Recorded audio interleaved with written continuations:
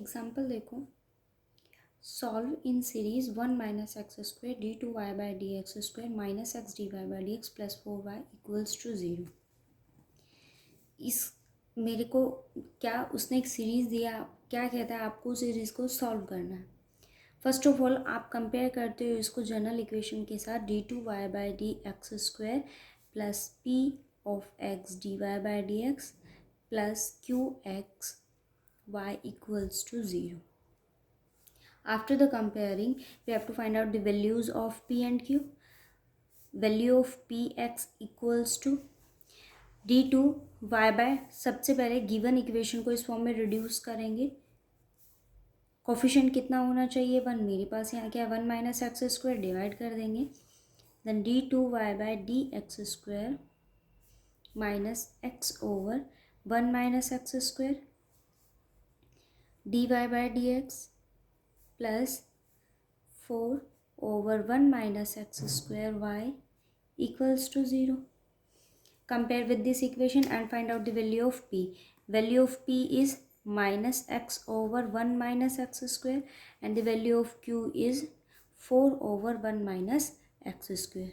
If we substitute x equals to 0, then this equation, the value of p is tends to finitely. Obvious सी बात है ना, आप अगर यहाँ x की जगह 0 सब्सिट्यूट करते हो तो ये फंक्शन कैसे एग्जिस्ट करता है? फाइनाइटली एग्जिस्ट करता है। अगर हम यहाँ बात करें, आप यहाँ 0 सब्सिट्यूट करते हो तो ये फंक्शन भी कैसे एग्जिस्ट करता है? Finitely. There is no reason that if we substitute x equals to 0 p and q both are tends to infinity. यहाँ कोई रीज़न नहीं है, यहाँ कोई भी फंक्शन की ऐसी फॉर्म नहीं है कि आप 0 सब्सिट्यूट करो, फंक्शन किसको अप्रोच करें? इन्फिनिटी को अप्रोच करें। इसका मतलब x इक्वल्स टू 0 आपके पास कैसा हो गया? Is an ordinary point. Ordinary point हो गया। ये अगर ऑर्डिनरी पॉइंट है, हमने यहाँ किसकी बात करी है? 0 की। 0 अगर उसका ऑर्डिनरी पॉइंट है तो फ्रोबिनियस मेथड से हम सॉल्यूशन कैसे फाइंड आउट करते हैं? क्या लेट करते हैं general solution? y equals to x m a naught plus a1x plus a2x square up to, then find out the value of dy by dx and this y generally written as r equals to 0 to infinity a r x m plus r. Now find out the value of dy by dx. Derivative करेंगे summation r equals to 0 to infinity a r m plus r x m plus r minus 1. Again differentiated d2y by dx square r equals to 0 to infinity a r m plus r minus 1 x m plus r minus 2. ठीक है, all the value substitute in the given differential equation. Substitute करेंगे, ये differential equation है, यहाँ सारी values को हम substitute करेंगे। 1 minus x square d two y by d x square summation r equals to 0 to infinity a r m plus r minus 1 x m plus r minus 2 minus x dy by dx. Value of dy by dx is r equals to 0 to infinity a r m plus r x m plus r minus 1 and the last one is 4y plus 4 and the value of y is r equals to 0 to infinity a r x m plus r equals to 0। 1 minus x square है, पहले 1 के साथ multiply करेंगे, फिर x square के साथ इसको multiply करेंगे। पहले 1 के साथ करते हैं तो r equals to 0 to infinity a r m plus r minus 1 x m plus r minus 2, फिर मल्टीप्लाई करेंगे एक्स स्क्वायर के साथ minus summation x square multiply होगा तो यहाँ पावर कितनी हो जाएगी? M plus r. R equals to 0 to infinity a r m plus r minus 1 and the power of x is m plus r. X को multiply करेंगे इसके साथ तो क्या आएगा, minus summation r equals to 0 to infinity a r m plus r x m plus r plus 4 summation r equals to 0 to infinity a r x m plus r equals to 4AR(x(m+r) equals to 0। अब आप सारे terms को देखो तो यहाँ मेरे पास क्या है, x की पावर m+r-2, यहाँ क्या है m+r, m+r, m+r। इन तीनों टर्म्स के कोफिशिएंट तो सेम है, लेकिन ये टर्म्स x m+r-2 है, तो हम इस टर्म को शिफ्ट कर देंगे इस ऑपरेटर को। आपको क्या चाहिए, m+r, लेकिन मेरे पास यहाँ क्या है m+r-2। इस ऑपरेटर को शिफ्ट करेंगे तो समेशन जो है ये वैल्यू कहाँ से शुरू है, 0 से, लेकिन अब मेरे को m+r पे इसको शिफ्ट करना है तो ये ऑपरेटर कहाँ से शुरू होगा, फिर वही टर्म m+r-2 को क्या मानते हैं हम के, तो इसके लिए वैल्यू क्या आ जाएगी यहाँ r+2 और इस ऑपरेटर के लिए वैल्यू क्या हो जाएगी r इक्वल्स टू -2। इस ऑपरेटर को चेंज करके यहाँ वैल्यू क्या हो जाएगी m+r। आपको मेन जो टर्म हम वैल्यूज जो गिवन इक्वेशन में यहाँ dy/dx या d2y/dx या y की जो हम वैल्यू सब्स्टिट्यूट करते हैं, उसके बाद हमारा पहला काम यही होना चाहिए कि जो भी हम टर्म्स ले रहे हैं उनके कोफिशिएंट्स कैसे सेम हो। अगर कोफिशिएंट्स आपसे प्रॉब्लम होती है कि सेम नहीं बन पाते तो आप यहाँ से इस टर्म को ओपन करो, ओपन करने के बाद जो टर्म एक्स्ट्रा होगी उसको अलग रखो और जिस टर्म से आपके पास x की पावर m+r बनता है उसको इनके साथ कंबाइन कर दो।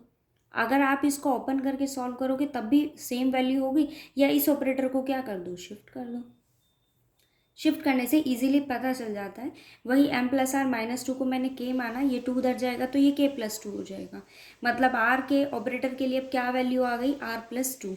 और अगर ये 0 पर 0 देता है तो आप ये चीज़ कंफर्म करें कि अगर मैंने इसको चेंज किया है AR+2 से 0 पर 0 वैल्यू दे रहा है, फर्स्ट टर्म इसकी ए नोट है, तो आप यहाँ क्या वैल्यू सब्स्टिट्यूट करें कि ये वैल्यू ऑपरेटर भी क्या हो जाए, 0 बन जाए, नोट हो जाए। तो r+2 को 0 बनाने के लिए r की वैल्यू को क्या होना पड़ेगा, -2 होना पड़ेगा। तो समेशन की बिगनिंग कहाँ से होगी, -2 से। ये लो हमने सब्स्टिट्यूट कर दिया, r equals to -2 to infinity a r+2 m+r -1 x m+r। सारे ऑपरेटर्स अब सेम हो जाएंगे। मैंने समेशन को शिफ्ट कर दिया तो ये वैल्यू अब कहाँ से शुरू हो गई, m equals to r equals to -2। बाकी सारी वैल्यूज़ को हम एज इट इज़ रखेंगे। Summation r equals to 0 to infinity m+r -1 AR x m+r। Next value is minus summation r equals to 0 to infinity m+r AR x m+r plus 4 summation r equals to 0 to infinity AR x m+r equals to 0। अभी एक common चीज़ पता है कि यहाँ summation सब में common हो गया, sorry value of power of x same है सारे ऑपरेटर्स में आपके पास। अब क्या करना है, समेशन ये 0 से शुरू है, ये भी 0, ये भी 0, लेकिन ये वैल्यू मेरे पास क्या है, -2 है, तो हम इसकी 2 टर्म्स को क्या कर देंगे, ओपन कर देंगे। -2 -1 नेक्स्ट टर्म कहाँ से शुरू हो जाएगी, 0 से, इसको ओपन करेंगे, -2 सब्स्टिट्यूट करते हैं तो वैल्यू क्या देगा, ये A0 यहाँ डालेंगे तो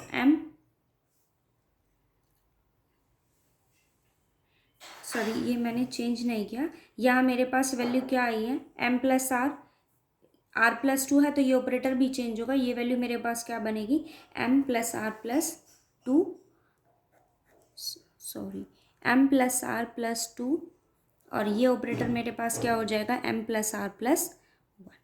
ठीक है, ये कोफिशिएंट्स हमने पावर को शिफ्ट किया है तो इसके कोफिशिएंट टर्म भी क्या होंगी, चेंज होंगी। क्या बनेगा, m+r+2 m+r+1 1। अब वैल्यू सब्स्टिट्यूट करेंगे, -2 अगर यहाँ सब्स्टिट्यूट करते हैं वैल्यू क्या देगा m, यहाँ सब्स्टिट्यूट करते हैं तो m-1 x m-2 plus -1 substitute करेंगे a1 m+1 और नेक्स्ट टर्म मेरे पास क्या हो जाएगी m and the power of x is m-1।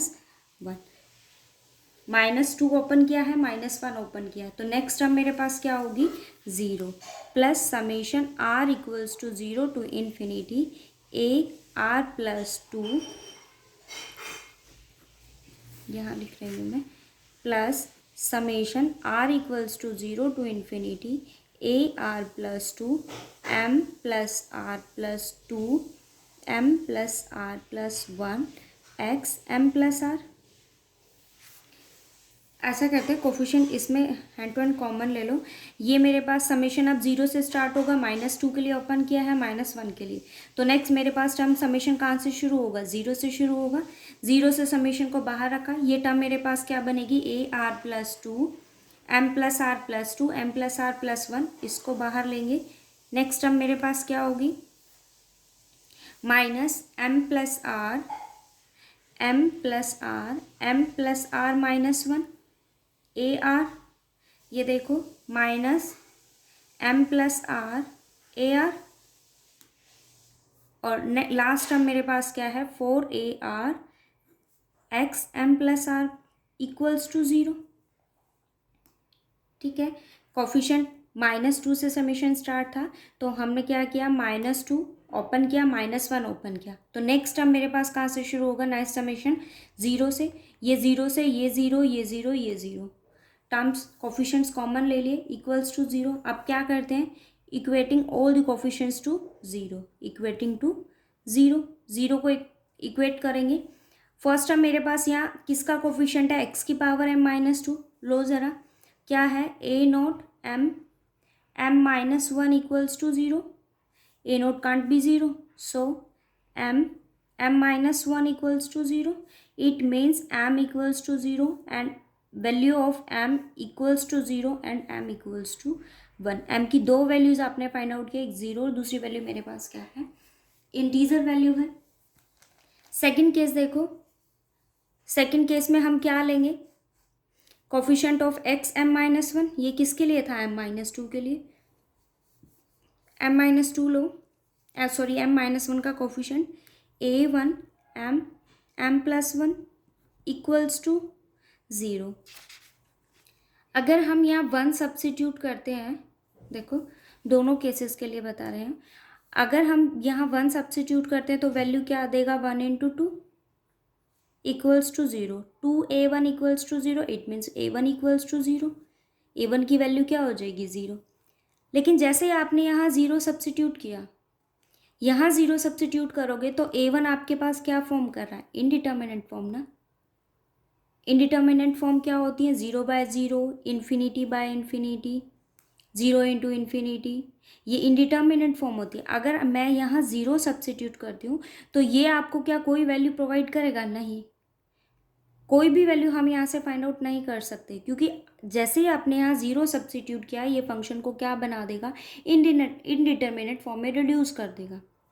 आप यहाँ से a1 की कोई भी वैल्यू फाइंड आउट नहीं कर सकते। इसका मतलब मेरे को क्या वैल्यू m इक्वल्स टू 0, आपके पास दो वैल्यूज आई, एक 0 एक 1। अगर आप यहाँ इसकी वैल्यू को 0 सब्स्टिट्यूट करते हो तो ये फॉर्म बनती नहीं है। फॉर्म का मतलब यहाँ है कि जैसे मैंने यहाँ 0 सब्स्टिट्यूट किया तो आप यहाँ से कोई भी सॉल्यूशन फाइंड आउट नहीं कर सकते।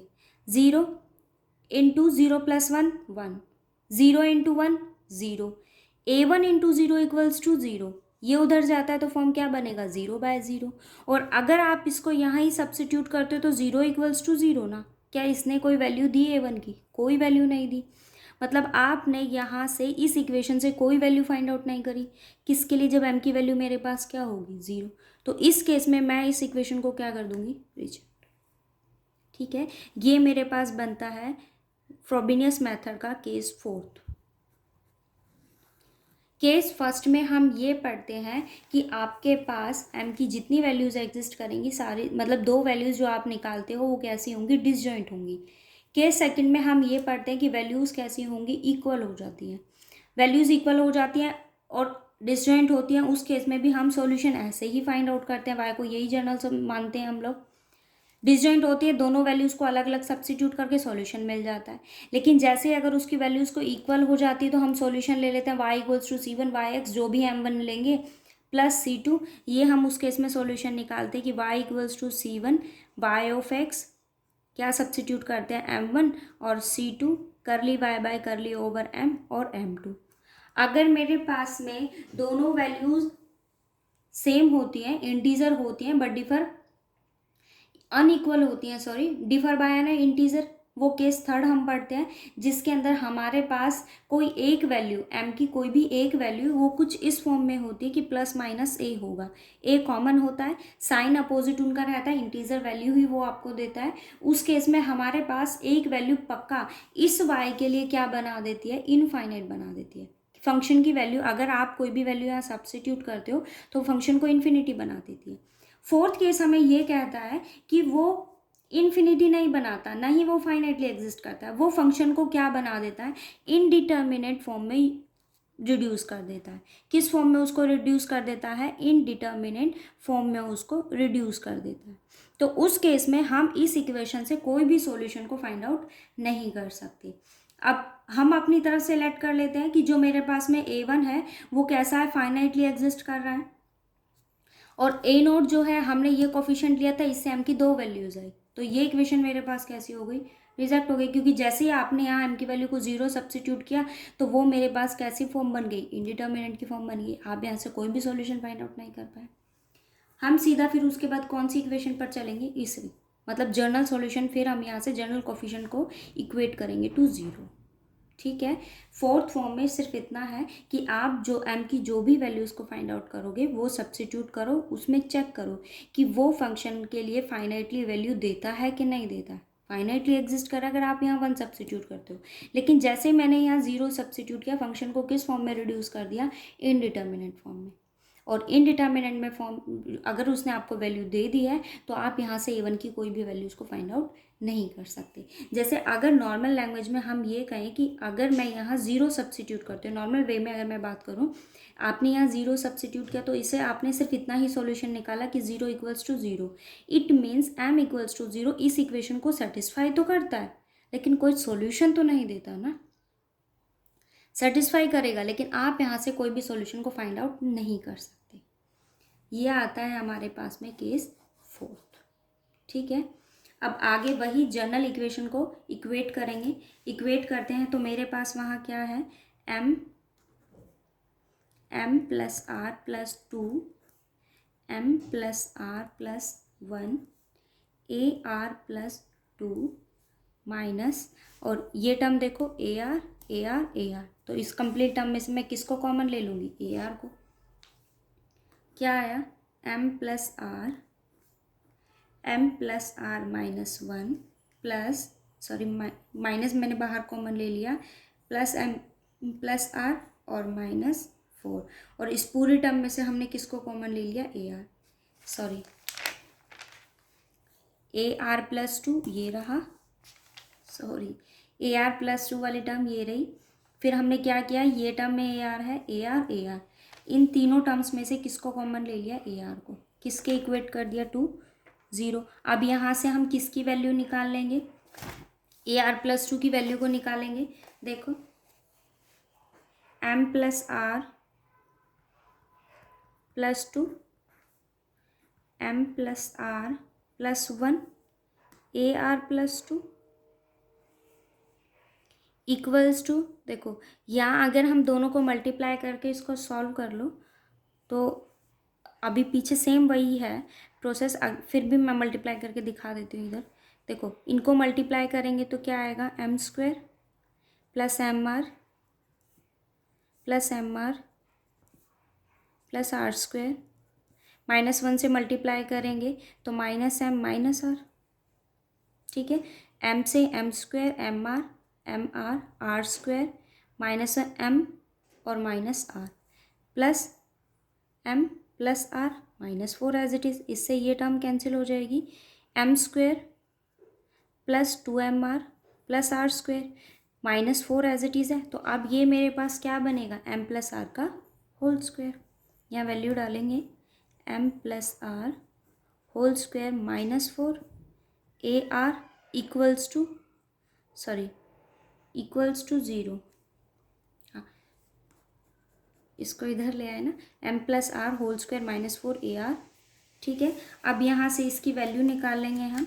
ए आर प्लस 2 किसके इक्वल आ गया, m plus r whole square minus 4 over m plus r plus 2 m plus r plus 1। ठीक है, ये मेरे पास किसकी वैल्यू आ गई, ए आर आपके पास यहाँ है, ए आर प्लस 2 की वैल्यू आ गई। उसके बाद हम क्या करते हैं, एम की वैल्यूज़ को सब्सिट्यूट करेंगे। एम की वैल्यू को सब्सिट्यूट करने के बाद हम यहाँ आर की वैल्यू को डालेंगे और उससे सॉल्यूशन फाइंड आउट कर लेंगे। अब एम इक्वल्स टू 0, एम की वैल्यू को 0 लिया। एम अगर हम यहाँ 0 सब्सिट्यूट करते हैं तो क्या वैल्यू आ जाएगी, a are plus 2 equals to are square minus 4 over 0 r plus 2 0 r plus 1 और ए आर, ये वैल्यू आई है हमारे पास। अब क्या करेंगे, आर की वैल्यू को सब्सिट्यूट करेंगे 0 1 2 अप टू, आर की वैल्यू हम डालेंगे 0 1 2 अप टू, और यहाँ से किसकी वैल्यूज़ को फाइंड आउट कर लेंगे, कोफिशिएंट्स को। कौन से coefficients, A naught A one A two. ठीक है, वैल्यू क्या आई है, A are plus 2 equals to are square minus 4 R plus 2 R plus 1 A R. Value डालो, R equals to 0, R equals to 0, then A 2 equals to minus 4 over 0 plus 2 2 0 plus 1 1 2 A naught minus 2 A naught, किसकी value आई है, ए 2 की। 1 substitute करेंगे तो ए 3 1 minus 4 over 1 plus 2 3 1 plus 1 2 ए 1, value किसकी आ गई, minus 3 over 3 into 2 ए 1, 3 से 3 cancel minus 1 by 2 ए 1, किसकी value find out की है, ए 3। नेक्स्ट सब्सिट्यूट करेंगे ए 4 2 2 स्क्वायर 4 4 माइनस 4 0, ऊपर वाली टर्म 0 हो गई तो कंप्लीट वैल्यू क्या हो गई, 0। It means a 4 equals to 0। अब सब्सिट्यूट करेंगे, ए 5 निकालेंगे, ए 5 3 सब्सिट्यूट करेंगे, 3 का square 9 minus 4 5 over 3 plus 2 5 3 plus 1 4 5 into 4 a 3 1 by 4 a 3, a 3 की वैल्यू मेरे पास क्या है, minus 1 by 2 minus 1 by 4 minus 1 by 8 a 1। Same ऐसे सारे कोफिशिएंट्स की वैल्यू निकाल लेंगे और उन सारी वैल्यूज़ को कहाँ सब्सिट्यूट हम कर देंगे, इस y के अंदर। वैल्यू डालो यहाँ, y equals to x M, ये m की वैल्यू होती, सॉरी y की वैल्यू होती है A naught plus A one X plus A two X square up to, ये m की किस वैल्यू के लिए हमने सॉल्व किया, 0 के लिए। x की पावर 0 क्या वैल्यू देगा, 1 देगा। A naught plus A one X, A one की वैल्यू एज इट इज़ है, plus value of A two is minus 2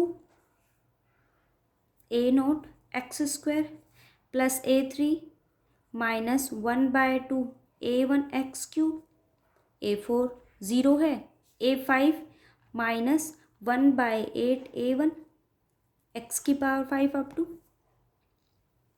ठीक है सर, ये 3 है, ये आगे भी मैंने डाल दी है value, A 3 X cube plus A 4 X 4 plus A 5 X 5 up to A naught as it is, A 1 as it is, A 2 की वैल्यू मेरे पास क्या है, minus 2 A naught X square, A 3 की वैल्यू मेरे पास क्या है, माइनस 1 बाय 2 ए 1, A4 की वैल्यू मेरे पास क्या है 0 और A5 की वैल्यू क्या है -1/8 A1 x5 अप टू। ठीक है, यहाँ से सॉल्यूशन फाइंड आउट कर लेंगे। y इक्वल्स टू, देखो A0 की दो टर्म्स है, दोनों से A0 कॉमन लेंगे तो यहाँ क्या है 1, यहाँ क्या है -2x², बाकी सारे terms as it is. A1 x -1/2 x³ -x5/8 up to. ये सॉल्यूशन हमने किसके लिए फाइंड आउट किया है, y के लिए। ये रिक्वायर्ड सॉल्यूशन हमारे पास हो गया। ठीक है, अब आप चेक करना कि m इक्वल्स टू 1 के लिए सॉल्यूशन Li देगा या Ld देगा। और Li Ld का रिजल्ट मैंने आपको बताया है, किसी भी दो वैल्यूज़ अगर मेरे पास फंक्शन की किसी भी टर्म की, अगर किसी भी फंक्शन के आपके पास अगर दो वैल्यूज़ हैं और उन दोनों वैल्यूज़ को अगर आप ऐसे लिख सकते हो कि one is equals to one term equals to some constant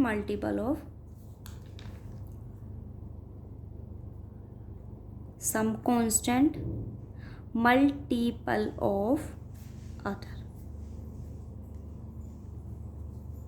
आप किसी एक वैल्यू को दूसरी वैल्यू के सम कांस्टेंट मल्टीपल अगर आप लिख सकते हैं तो वो मेरे पास कैसा हो जाएगा, लीनियरली डिपेंडेंट। LILD का मतलब ये होता है लीनियरली डिपेंडेंट।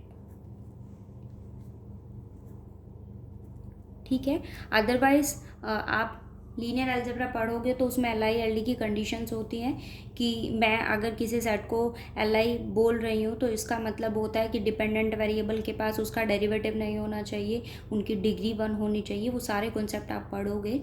लेकिन यहाँ आपके लिए किसी भी सेट के अगर दो एलिमेंट की मैं बात कर रही हूँ, किसी भी दो ऑर्डर्ड पेयर्स की अगर मैं बात कर रही हूँ, मतलब आप अगर किसी भी दो सेट की बात करें, या मैंने कोई भी जैसे ये ले लिया U और V ले लिए, दो जर्नल एलिमेंट्स अगर मैंने ले लिए, जर्नल है ये, अगर आप एक को दूसरे का मल्टीपल लिख सकते तो इसका मतलब वो सेट कैसा होगा, LD हो जाएगा, लीनियरली डिपेंडेंट। ठीक है, अदरवाइज वो कैसा रहेगा, Li। जो लीनियरली इंडिपेंडेंट का मतलब, जैसे फॉर एग्जांपल अगर मैं ये कहूँ कि आपके पास U की वैल्यू है x 2x+4 है और v जो है वो मैंने क्या ले लिया, x+2 ले लिया। तो आप इसको लिख सकते हो ना ऐसा, क्यों, क्योंकि मैं u को ऐसा लिख सकती हूँ, 2 कॉमन लिया तो x+2 और ये x+2 की वैल्यू मेरे पास क्या है 2v। तो एक वेरिएबल को आप दूसरे वेरिएबल का क्या लिख रहे हो, सम कांस्टेंट मल्टीपल। एक वेरिएबल दूसरी वेरिएबल का क्या है, सम कांस्टेंट मल्टीपल, तो वो कैसा हो जाएगा, LD। अब आप चेक करना कि मैंने अगर 0 के लिए m की दो वैल्यूज़ आपके पास आई हैं तो एक वैल्यू के लिए सॉल्यूशन मेरे पास ये निकाला, और m की वैल्यू 1 के लिए आप सॉल्यूशन कैसे निकालोगे, सिर्फ यहाँ m की जगह मैंने 0 सब्सिट्यूट किया, आप क्या सब्सिट्यूट करोगे, 1 सब्सिट्यूट करके ये जनरल वैल्यू निकालोगे, r की वैल्यू सब्सिट्यूट करके कोफिशिएंट टर्म सब्सिट्यूट करोगे, सॉरी कोफिशिएंट टर्म्स की वैल्यू निकालोगे, कहाँ सब्सिट्यूट कर देंगे हम, y में। तो चेक करना कि आप किसी भी टर्म के लिए ऐसा लिख सकते हैं कि 0 के लिए मेरे पास y की, मान लो अगर 0 के लिए y सॉल्यूशन मिल रहा है और 1 के लिए कोई y' सॉल्यूशन मिल सकता है, तो आप क्या इन दोनों के बीच ये रिलेशन क्रिएट कर सकते हो। अगर कर सकते हो सम कांस्टेंट मल्टीपल, तो वो कैसा हो जाएगा, लीनियरली डिपेंडेंट। और अगर आप उसको ऐसा नहीं लिख सकते तो वो कैसा हो जाएगा, लीनियरली इंडिपेंडेंट, मतलब Li। ये चेक करना। यहाँ हमारा फ्रॉबिनियस मेथड ख़त्म होता है। इसके आपने 4 केसेस पढ़े हैं, सॉरी। फर्स्ट केस के अंदर हम क्या लेते हैं, जो m की वैल्यूज़ होंगी वो कैसी होंगी, डिसजॉइंट होती हैं। m की जो वैल्यूज़ होती हैं वो कैसी होती हैं, डिसजॉइंट होती हैं। सेकंड केस में हम ये पढ़ते हैं कि दोनों की वैल्यूज़ आपके पास कैसी होंगी, सेम होंगी। दोनों की वैल्यूज़ हमारे पास कैसी होंगी, सेम होंगी। थर्ड केस में हम ये पढ़ते हैं कि आप जो यहाँ m की जो वैल्यूज़ निकालोगे वो कैसी रहेंगी, अनइक्वल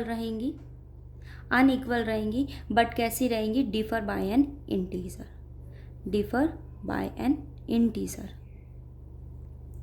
ठीक है, ये डिफरेंस है इनके बीच में, differ by an integer. Disjoint case first के लिए होता है, केस सेकंड में सेम आती है, केस थर्ड में हम कैसा देखते हैं, अनइक्वल होंगे but differ by an integer. और जो केस फोर्थ जो हमने आज डिस्कस किया है, इसके अंदर मेरे पास क्या आता है कि जो कोफिशिएंट टर्म होगी ना वो y को किस फॉर्म में रिड्यूस कर देगी, इनडिटर्मिनेंट फॉर्म में। किस फॉर्म में वो उसको रिड्यूस कर देगी, इनडिटर्मिनेंट फॉर्म में।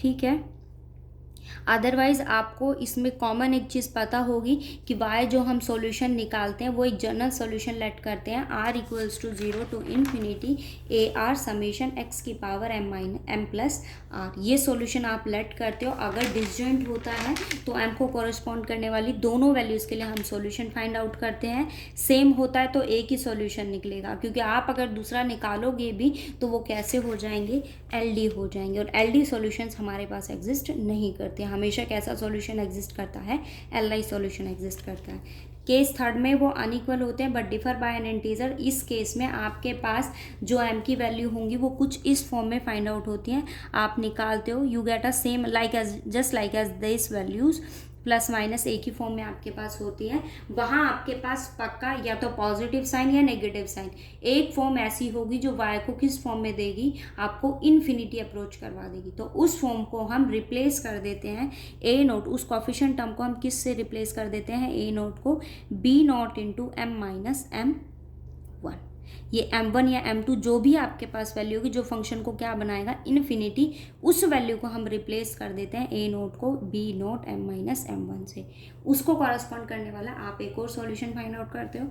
और जहाँ अगर आपके पास में वो इनडिटर्मिनेंट फॉर्म बनाता है तो उस कॉफिशिएंट टर्म को जहाँ बना रहा है उस कॉफिशिएंट टर्म को हम क्या कर देंगे, नेगलेक्ट कर देंगे। जैसे आपने ये फॉर्म जो थी वो उसको इनडिटर्मिनेंट फॉर्म बना रही थी, तो मैंने इसको क्या कर दिया, नेगलेक्ट कर दिया कि coefficient of x m minus 1 से यहाँ कोई सॉल्यूशन आप फाइंड आउट नहीं करोगे, तो ये वैल्यू मेरे पास क्या हो जाएगी, नेगलेक्ट। ये सिर्फ सेटिस्फाई करता है, ये बताता है, बाकी इसके अलावा इससे कोई सॉल्यूशन फाइंड आउट नहीं।